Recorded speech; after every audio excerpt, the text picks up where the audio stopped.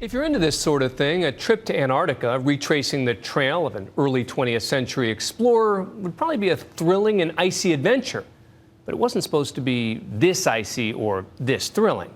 74 modern-day explorers now on a ship facing the sort of perils that haven't changed much with time, caught in a deep freeze, literally.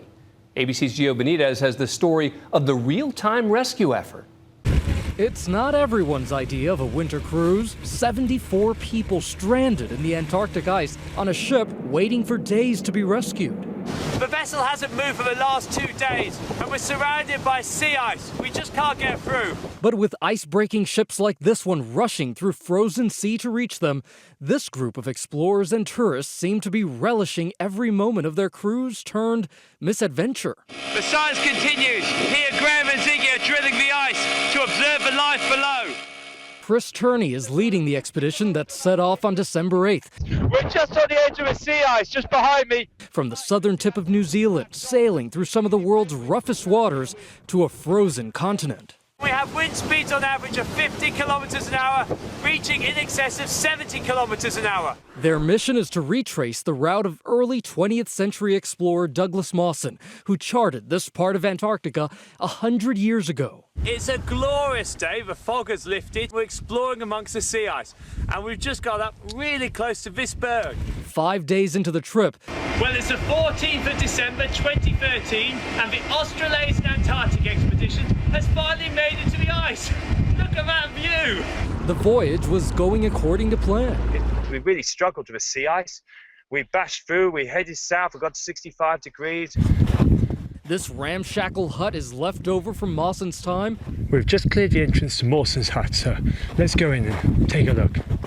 The cold has preserved the artifacts from a century ago. It's the main living and cooking area. The goal of the new expedition was to repeat many of Mawson's original experiments, to measure how the climate has changed over the past century. Storage area. That's the kitchen stove and food preparation area. At first, Turney and his shipmates were blessed by unusually good weather. In one of the windiest places on Earth, they made it off the Antarctic coast and into Commonwealth Bay. But on Christmas Eve, conditions turned ugly. Yeah, we got hit by a terrible blizzard and lost our communications, didn't we, Nicole? We sure did.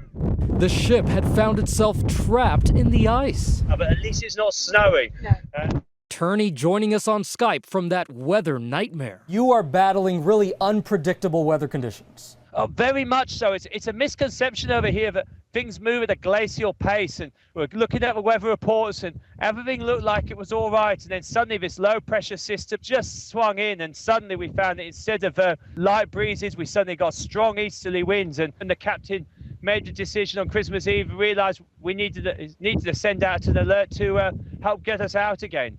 We're in the ice, but all are well. Happy Christmas from the AAE. The team has been chronicling the journey on social media, Minus 15 degrees in wind chill. capturing those dramatic winds, 70 kilometers an hour.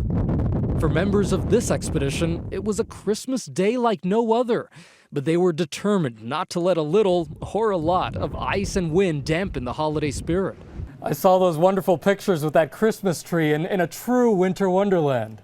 It is a bit like that. You're seeing us on a good day, though, I have to admit. Professor Turney is keeping morale high, but he knows that when these extreme trips go bad, they don't always end well. We're constantly keeping an eye on the environmental conditions and seeing where things are at. The captain just rebalanced the ship by redistributing some of the fuel and water in the ballast just to keep the ship level. It can change at any moment. The important thing is to reassure family and friends that everyone is well, the ship's in no danger, and everyone's looking forward to just getting home and seeing loved ones again. In 2007, the Canadian cruise ship Explorer struck ice and sank off the coast of Antarctica.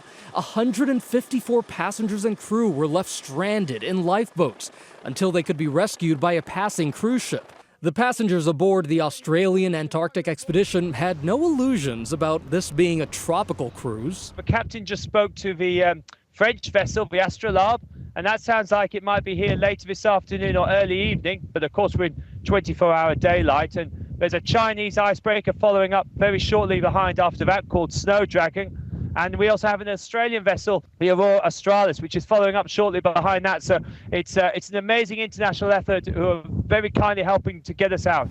Meanwhile, extreme weather could make any rescue effort lengthy and difficult. There's been quite strong winds and blizzard-type conditions, so that's something we really have to wait and see until those vessels arrive. It helps that the passengers all know there is ample food on board, 7 weeks worth, and enormous ice-breaking ships are getting closer by the hour.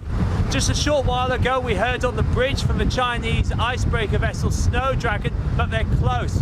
But the bad news is the sea ice edge is about 20 kilometers out from where we are now. A long way from when we first got locked in the sea ice. And they know they will have one great adventure story waiting to be told when they make it back home. For Nightline, I'm Gio Benitez in New York.